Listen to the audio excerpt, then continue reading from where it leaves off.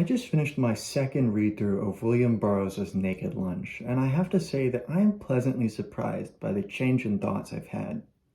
When I first read this book about a year and a half ago, I came away with a bit of a sense of disappointment. There was so much hype, so much of an aura around this work of art, and I felt like it didn't really deliver. Not that it didn't deliver anything, but it didn't deliver what I expected. And I think that is a prescient aspect of this text that remains, and that gives it such a poignance, is its ability to resist expectations. It is both a member of a society that creates those sort of expectations and therefore often acquiesces to them and embodies them in the form of pastiche. Whereas on the other hand, it is extremely satirical, pointedly critical, and concerned with really finding the festering wounds of our culture. I think that Naked Lunch is equally as viable a cultural critique as it is today, as it was when it was written in 1959. And in this lecture, I'd just kind of like to go through some of the change of thoughts I've had. Because the first time I read Naked Lunch, the overwhelming quality was one of confusion. The first 5-10 pages still really stumped me to this day. And then by the time you get into kind of the Bradley the Buyer section, it opens up a little bit. But this book has always been one that has been very confusing, and I feel like that's often not something that surrounds this work. We think of it for its obscenity and its extremity, but we don't think about the sheer difficulty of the subject matter. I think that this is the result of a lot of people kind of writing off this work as just a gimmick, and that it doesn't really have an aesthetics per se, but I think that's just totally wrong. I think that Burroughs has this poignant penmanship that allows him to craft these beautifully abstract phrases that are palpable all the same. Because I think one of the things Burroughs wants to show, and this is kind of a postmodern point, is that ideas are not just ideas. Ideas are events. Ideas are actions. Ideas are embodied states of affairs. They are communities and environments. They are political and rhetorical. And especially those last two, the political and the rhetorical, gives Burroughs a lot of room to kind of tweak the gears. In his cut-up novels, he talks about, this ruling class who has a bunch of machines that they use to take these pre-recorded messages that determine people's fate and just repeat them ad nauseum. And basically, by controlling the means of production, they are able to literally rewrite what you are to do in the future. So the future is determined through these pre-recordings. But one of the suggestions that he makes in those books is, well, one of the crucial mistakes is that they don't actually know what the buttons they're pushing do. So what happens if you just feed them different recordings, or if you make them scramble up the pushing of the buttons? Either one of those is going to be a potentially lethal death blow. And to who is unclear.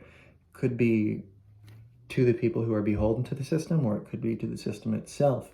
But really, this is a sort of handbook, and he intimates as much in the atrophied preface, which is so interesting because the atrophied preface comes at the end.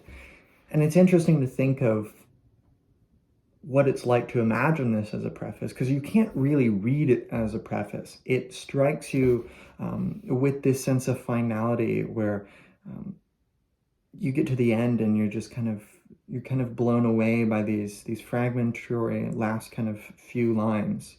I woke up with the taste of metal in my mouth, back from the dead, trailing the colorless death smell afterbirth of a withered gray monkey, phantom twinges of amputation. She's got these beautiful lines. Powder trains burn back through pink convolutions of tumescent flesh. Set off flashbulbs of orgasm, pinpoint photos of arrested motion, smooth brown side twisted to light a cigarette. A heaving sea of air hammers in the purple-brown dusk tainted with rotten metal smell of sewer gas. Young worker faces vibrating out of focus in yellow halos of carbide lanterns, broken pipes exposed. They are rebuilding the city. Lee nodded absently. Yes, always.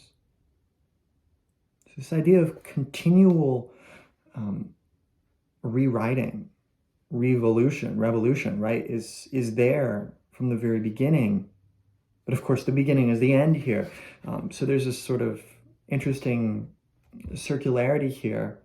And you see all these themes that keep coming back, like the Noglot Clum Flyday that keeps coming back. And all of these little themes that will get ramified throughout. And they get ramified like little echoes. And it's interesting how it creates a sort of deja vu feeling where you know that you've been here before. There's always a sort of nostalgia in Burroughs because of that. Walking in a rubbish heap to the sky, scattered gasoline fires. Smoke hangs black and solid as excrement in the motionless air, smudging the white film of noon heat. D.L. walks beside me, a reflection of my toothless gums and hairless skull, flesh smeared over the rotting phosphorescent bones consumed by slow, cold fires. There's just a sort of contemplativeness about this whole book, and it especially comes out in this atrophied preface. I think that there's something so revolutionary, and he talks about it like a handbook. Naked Lunch is a blueprint, a how-to book. Black insect lusts open into vast other planet landscapes. Abstract concepts, bare as algebra, narrow down to a black turd or a pair of aging cojones. Right? So taking abstract concepts and submitting them to concretization, making them accountable to their history. And there's a lot of interesting kind of histories and communities that are moving in and out of this book.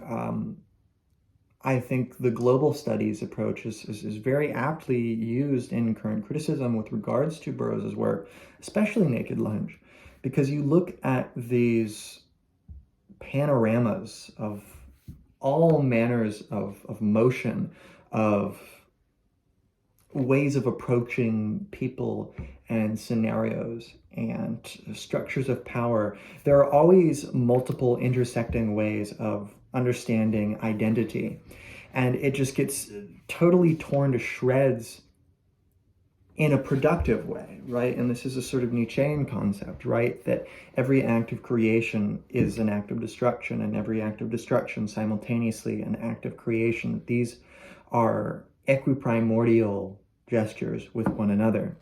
And there's this sort of anarchic section at the beginning that I really like. I mean, it's just pure anarchy. It shows why this text was so radical for its time, and I think still today, I think people who deny that are denying the imaginative power of fiction to imagine what are communities like that do not depend upon oppression for their functioning.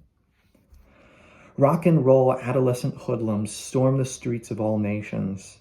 They rush into the Louvre and throw acid in the Mona Lisa's face. They open zoos, insane asylums, prisons, burst water mains with air hammers, chop the floor out of passenger plane lavatories, shoot out lighthouses, file elevator cables to one thin wire, turn sewers into the water supply, throw sharks and stingrays, electric eels and candiru into swimming pools. The candiru is a small eel-like fish or worm about 1/4 inch through and 2 inches long, patronizing certain rivers of ill repute in the greater Amazon basin. Will dart up your prick or your asshole, or a woman's cunt faute de mieux, and hold himself there by sharp spines with precisely what motives is not known, since no one has stepped forward to observe the candiru's life cycle in situ. In nautical costumes ran the Queen Mary full speed into New York Harbor, play chicken with passenger planes and buses, rush into hospitals in white coats carrying saws and axes and scalpels 3 feet long, throw paralytics out of iron lungs, mimic their suffocations flopping about on the floor and rolling their eyes up, administer injections with bicycle pumps, disconnect artificial kidneys, saw a woman in half with a 2-man surgical saw. They drive herds of squealing pigs into the Kaaba. They shit on the floor of the United Nations and wipe their ass with treaties, pacts, alliances.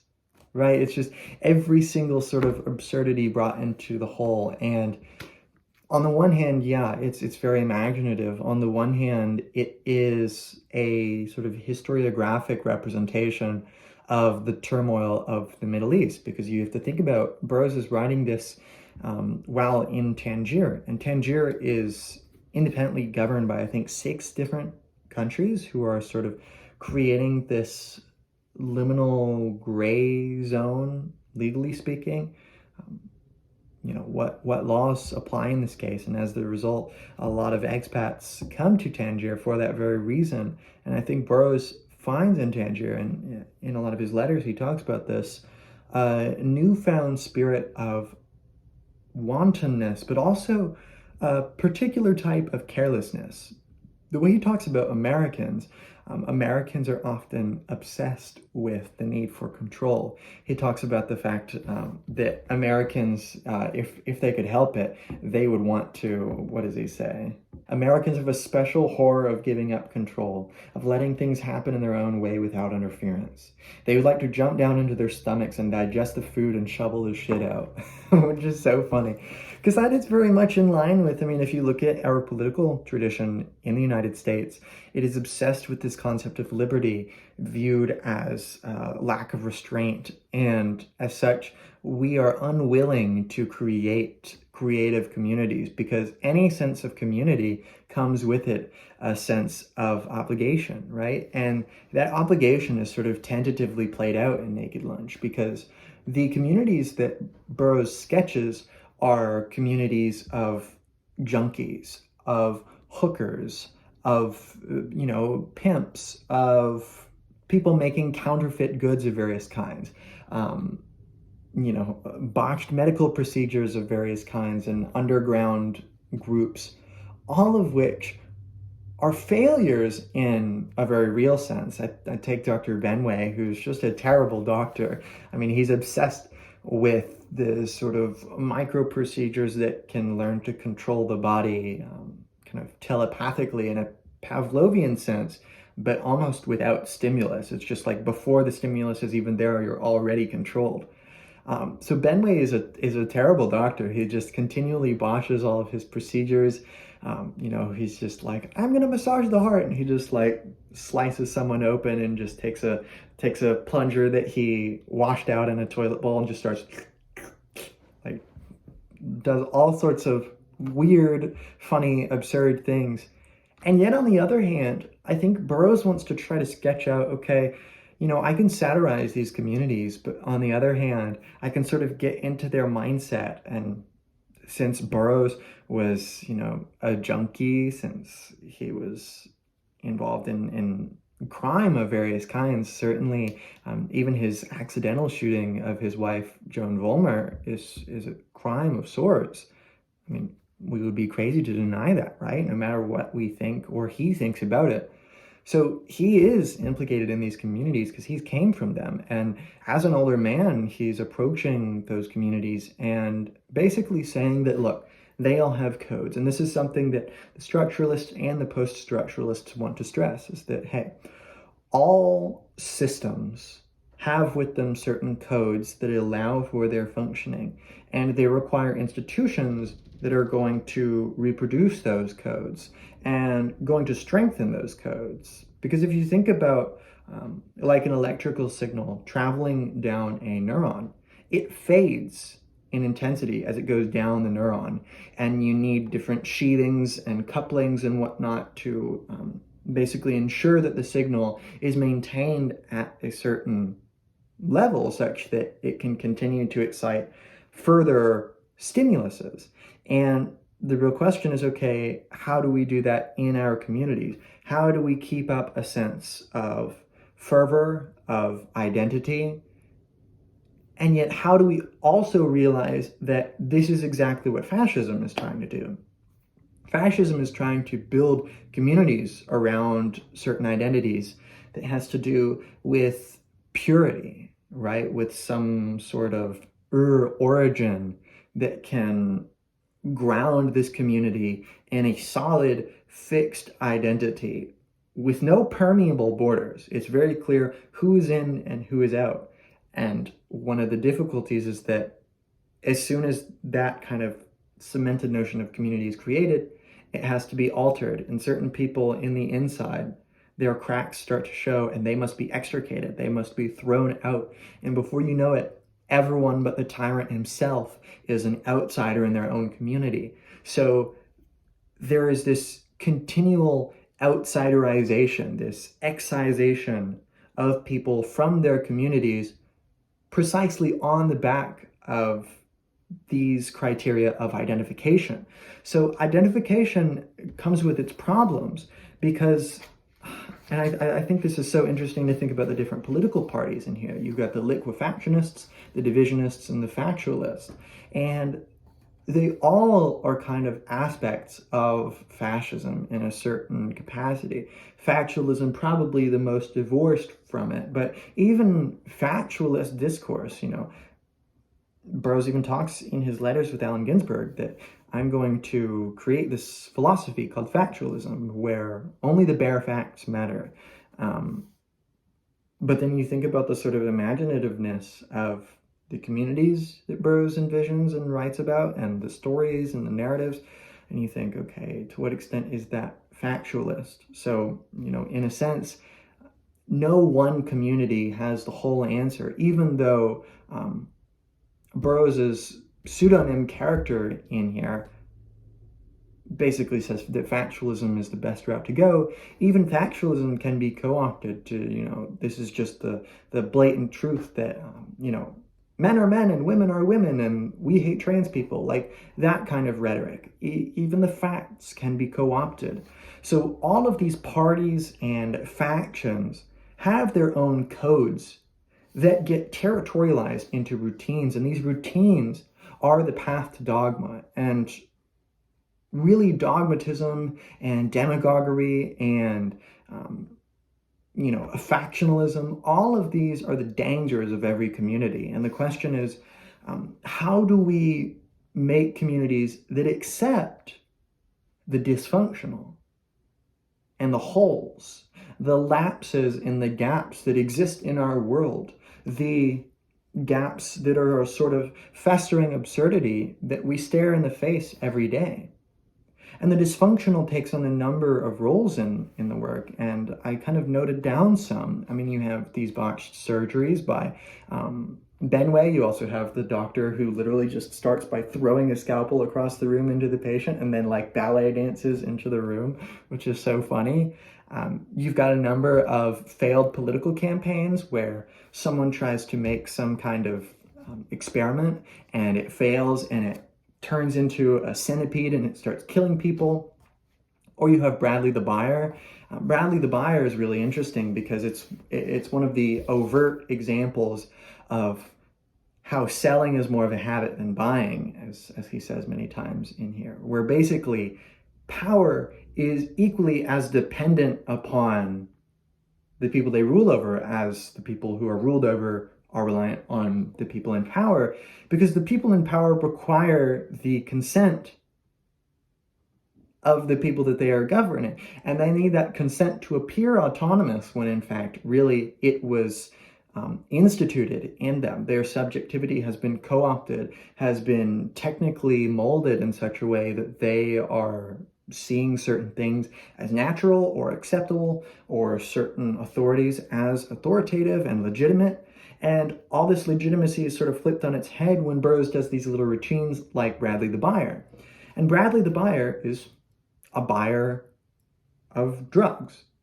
And he gets caught, and as Burroughs talks about in Junkie, this is the perfect situation for the government to find you in, because they will find you and they'll round you up in a state of bodily need where you are addicted to something, and you are carnally addicted to something, completely and utterly dependent upon it. And in that case, you will do anything. That's one of the points of the book, is on these drug-crazed excursions, anyone will do anything. And that is not necessarily a bad thing so much as it is a factual ascertaining of the way things happen to work. That we are desiring machines, as Deleuze and Guattari would put it, and we are both driven by our desire, and we also drive the creation of new desires and of new creative ways to fulfill our desires and to fill this notion of what our desire even is. And Bradley the buyer gets caught and is basically convinced to become an informant. And as a result, he starts to get so obsessed with selling that he doesn't even need to get money anymore. He just needs to start rubbing up against people, and that's his form of payment. And this rubbing starts to turn into this assimilatory action called schlupping, as it's called in Naked Lunch. And schlupping is really interesting. I read a very interesting, I think it was about the sounds of modernism, talking about how schlupp is an onomatopoeia, right? And it is this liquifactionist aspect of assimilation, of combining with and extricating another's being, taking them over. And Bradley the buyer literally just sort of assimilates them cellularly, and they are co-opted into his being, and now he grows. And basically, Bradley the buyer starts taking down the whole industry as someone who has turned from a buyer to a seller, and now from a seller to someone addicted to this dependence upon buyers, because this comes with a bunch of power dynamics too, right? You're sort of on top of the world. You are untouchable because the law has decided to temporarily make an exception for you. And now Burroughs mentions in Junkie, for example, how at the end of the road, when the government no longer needs you anymore as an informant, they'll make sure that you get worse punishment than you were if you were just a buyer and not also an informant who is selling and help sell. So really, right, everyone loses in this situation. And it's curious that these tactics of assimilation and also of division, right, because if you think about it, they're kind of two sides of the same coin. The Liquifactionists are these assimilatory schlupping entities, and their party is concerned with basically increasing the size and scope of their faction constantly by co-opting and absorbing the other into them, thereby denying the other their otherness. And then the Divisionists are basically doing the same by inundating the community with copies of some original, such that every other is only insofar as they are an extension of some teleological origin. And the Factualists are resistant to both of these aspects of control. But it's really interesting how all of these sort of bodily techniques that the Liquifactionists and the Divisionists use in order to, get their political goals to work are also sort of used by Burroughs sometimes, especially stylistically they are used. And I really like this passage from the Atrophy preface.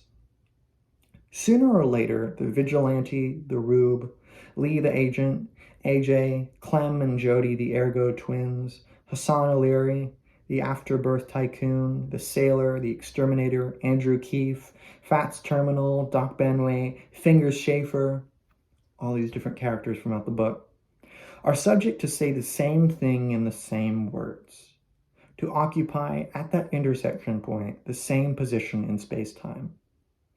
Using a common vocal apparatus complete with all metabolic appliances, that is, to be the same person, a most inaccurate way of expressing recognition. They're junkie naked in sunlight. The writer sees himself reading to the mirror as always. He must check now and again to reassure himself that the crime of separate action cannot occur. Anyone who has ever looked into a mirror knows what this crime is and what it means in terms of lost control when the reflection no longer obeys. Too late to dial police. I personally wish to terminate my services as of now, and that I cannot continue to sell the raw materials of death. Yours, sir, is a hopeless case of noisome one. I don't know how to return it to the white reader. You can write or yell or croon about it, paint about it, act about it, shit it out in mobiles. so long as you don't go and do it. So there's a big question mark here of what is Burroughs trying to do? Is writing a pretense to avoid action, or is writing and reading an action and therefore not subject to this critique? Because, right, in a sense, the arts having their place is useful to power because it gives people a sense of agency, a sense of creativity, of, oh, look at me being avant-garde, revolutionary, and breaking the bounds. And we've seen this post-68, that the concept of being revolutionary has really lost a lot of its material steam. It has become sort of an effervescent concept that we use to legitimate to ourselves that we're doing something radical, when in fact we are really stuck in a number of stultified cycles. And Burroughs is trying to break out of those. What tools do we have at our expense, therefore? Well, it seems that we have things like art, but art can be co-opted. But what do we do if our understanding of art is to the nth degree excessive of the system and Powers' vision of art? I think of the art that was popular in the USSR. It had to be nationalistic. I think of the way that Dmitry Shostakovich had to carefully work his way around the boundaries of what was considered nationalistic. And you see a break between his fourth and fifth symphony where he basically acquiesces to this nationalism, but with a little very creative and subversive asterisk. And that asterisk is what Burroughs is trying to do. Because Burroughs is implicated in a very bourgeois part of culture, right? He is a fairly aristocratic person, all things considered. He is a member of a family that has made the Burroughs adding machine, and they have had many successful business ventures of the like. And as such, he is part and parcel of a culture doing the damage, doing the suppressing, acquiescing to very privileged notions of what art is to mean and to do. And Burroughs really wants to get in touch with the streets and do it in a way that's not facile. He wants to do it in a way that's real, where we get the sense of intersecting perspectives, of always feeling more. And we feel this moreness in a really interesting way. This is a really interesting example. The Zone is a single vast building. The rooms are made of a plastic cement that bulges to accommodate people. But when too many crowd into one room, there's a soft plop, and someone squeezes through the wall right into the next house. The next bed, that is, since the rooms are mostly bed where the business of the Zone is transacted. A hum of sex and commerce shakes the Zone like a vast hive. And this idea of a hive is no innocent notion, right?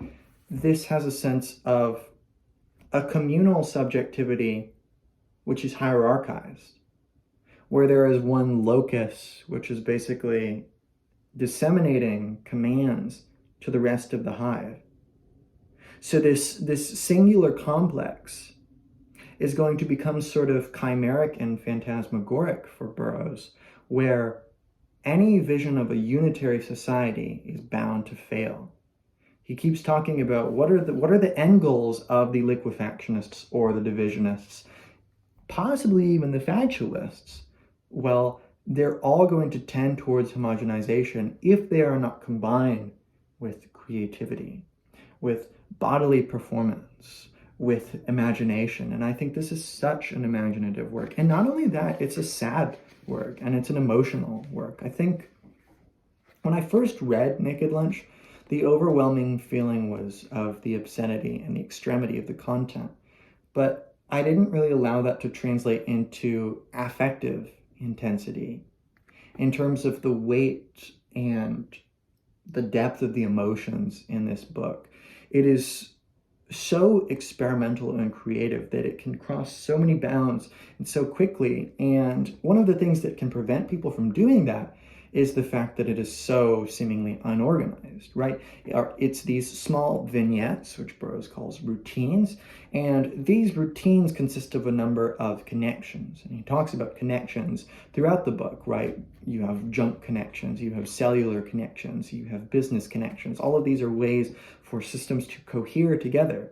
And these connections are sort of valid lines of action. And these connections legitimize certain perspectives and not others.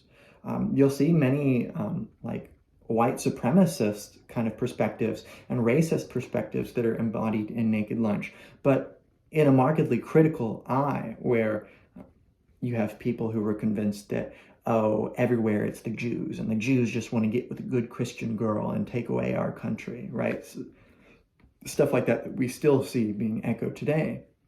And Burroughs takes all of this critical eye and combines it into this emotional masterpiece that, because it's using so many different fragmentary routines, it can dip its feet in so many different places, and it doesn't have to be dogmatic about any of them. So as a result, you get to the end, and I think about the examination vignette where the main character goes to basically see if they are homosexual, because they are being asked to come and receive this forcible examination and test to figure out whether or not he's a homosexual and therefore in need of further treatment. All of these are vastly different ways. Take that compared to the sort of anarchic scene that I laid out earlier, and there's so many different angles going on in this book. They all leads to a sense of global emotional height. And this is combined with an absurdity that allows the book to be funny. It allows itself in proper postmodern fashion to not take itself too seriously. Hence the prevalence for uselessness and excess, superficiality, superfluity, arbitrariness. All of these are aspects of the world we live in, but they're denied to literature so much. There's also a consistent reference, and this is kind of combined with that arbitrariness, the superfluity, the excess, the uselessness, is the constant reference to the unmentionable, the intolerable, the unpalatable, the dirty. Right? And Burroughs takes that and he basically treats it as literary. He treats it as aspects of his word hoard. And this word hoard has a really interesting theme that I didn't really catch when I first read, which was that of copies, fakes, facades, masks, husks, personae. Everyone is taking on different appearances for political purposes. And the implication is that there is no innocent appearance. I think that's a very important aspect of postmodern philosophy. And one of the reasons that Burroughs is post-structuralist about things is that there are multiple different angles to be taken on one appearance according to your political goals in mind. As a result, I think of the Divisionists who need to make all these copies, but if they make copies that are pure copies, the system is inundated with this one persona, which will be seen as a threat to the other people in the Divisionist party trying to copy themselves. So there's a sort of internal threat from the own limit of the Divisionists' plan politically, such that they are opposed to each other's divisionizing. And what they do is, if one pure replica starts to inundate the system, they'll wipe it out because it's seen as a threat. But only a threat insofar as it threatens their divisioning. So always, each person is trying to divide their own replicas and trying to garb it in such a way where it appears different. It appears that this is not pure copying, and therefore we are embracing otherness and whatnot. Yet it is on the back of this properly viral strategy. There's a reference, and I don't really know what to make of this, but I think it's worth mentioning, with regards to these parties and whatnot. There's constant reference to party poopers, and oh, AJ, you're pooping at my party. Who are the party poopers? And is party pooping a good or bad thing? Also, there's a really interesting, kind of very prescient understanding of the sectarianism of the Middle East that we still see today, where at one point he's talking about different prophets and basically talking about, no, they're actually not who we thought they were. They're actually a ploy by someone else created for some political purpose. And he says, Muhammad, are you kidding? He was dreamed up by the Mecca Chamber of Commerce. An Egyptian ad man on the skids from the sauce write the continuity. I'll have one more, Gus. Then by Allah, I will go home and receive a surah. Wait till the morning edition hits the souks. I'm blasting amalgamated images wide open. The bartender looks up from his racing form. Yeah, and theirs will be a painful doom. Oh, quite. Now, Gus, I'll write you a check. You're only being the most notorious paper hanger in Greater Mecca. I'm not a wall, Mr. Muhammad. Well, Gus, I got like 2 types of publicity, okay? Favorable and otherwise. You want some otherwise already? I'm subject to receive a surah concerning bartenders who extendeth not credit to those in a needy way. And theirs will be a painful doom, sold Arabia. He vaults over the bar. I'm not taking any more, Ahmed. Pick up thy surahs and walk. In fact, I'll help you. And stay out. All right, so what happens? Muhammad is just at a bar, and he's like a paper pusher who takes everything on credit. And this is interesting considering that usury is illegal in the Sharia. And yet, Muhammad is here and he wants to write a check, and the bartender's like, no, you're just a paper pusher, man. And Muhammad is like threatening him of, I'm going to go home and receive a very not nice surah about bartenders who, do not deliver. So there's a political bent here, right? Where religion is thoroughly political from its origins. And this is a sort of imaginative retelling of what did the origins of our origin figures like Muhammad or Abraham or Moses. I mean, what do these people, if we understand them politically, implicate for the rest of our culture? And I think that we see that in Islam today. And I think that that's one of the many ways that, and I still am kind of trying to work through the applicability of this work. I think that this is one of the many ways this work is very, very prescient. I won't say prophetic. I don't believe in prophets, but prescience, I think. Precisely because we had this sort of germinating, festering scars already there in the 50s when Burroughs is writing Naked Lunch. And I think of the eye that it takes to have that look on culture where you can embody and simultaneously critique it. And that's the essence of postmodernism, that we cannot wholly extricate ourselves from our systems in an innocent gesture. We have to be engaged in an active criticism, which means that we take for granted certain terms precisely because they are part and parcel of the system we are trying to critique, and we have to act immanent to that system to an extent. And because of that, Burroughs is just quintessentially American. He embodies the American way of life and outlook wherever he goes. And I think of to what extent I want to copy those outlooks and to what extent I want to change those. And I really prefer that to my audience, whether you be American or not. What are the implications of the way that your nationality, so to speak, to what extent am I beholden to this Americanness? I don't know. But to what extent does your nationality represent other nations, represent the globe, represent the sort of pinnacle of imagination that is a work by like Naked Lunch? And to what extent do you want to copy that? So that being said, these are just kind of some ramblings about my second read-through of Naked Lunch. I hope that these have been somewhat interesting, giving you some things to think about. If you've never read the book before, I really suggest you do. I also really like this restored text, just like the size and all the resources it has in it and whatnot. It's a very nice text. So consider picking it up if you've never read Naked Lunch. That being said, that's it for this lecture. I hope it's been somewhat interesting. You can check out any of my other ones I've done on postmodernism, German idealism, gender theory, post-colonial studies, and other classic literature. You can also become a channel member for $5 a month and gain access to, among other things, a private philosophy Zoom, which you can tailor to your needs. I also have super thanks if you'd just like to donate to the channel, because it really means a lot and it allows me to purchase these wonderful books and bring you content. That being said, that's it for this lecture, and I'll see you in another one.